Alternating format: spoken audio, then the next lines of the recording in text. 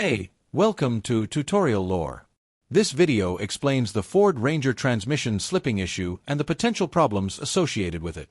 Transmission slipping in the Ford Ranger is commonly described as delayed acceleration, engine speed increasing without a matching increase in vehicle speed, unexpected gear changes, or difficulty maintaining gears under load.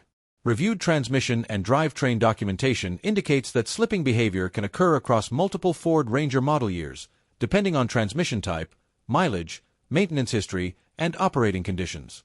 This issue does not affect all vehicles, and applicability varies by model year and configuration. One verified cause involves transmission fluid condition and level.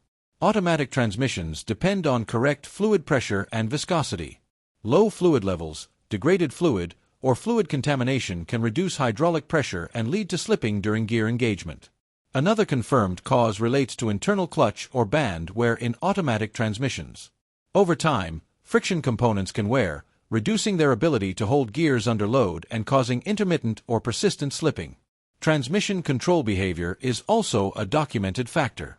Control modules manage shift timing and pressure.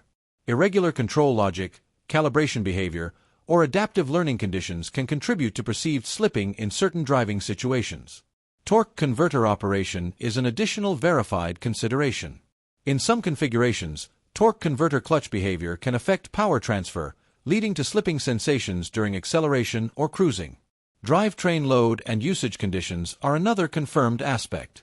Towing, heavy loads, or frequent stop-and-go driving can place additional stress on transmission components and accelerate wear.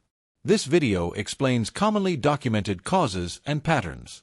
Some cases can vary by model year, transmission design, mileage, or prior service, so this information may not apply to every vehicle.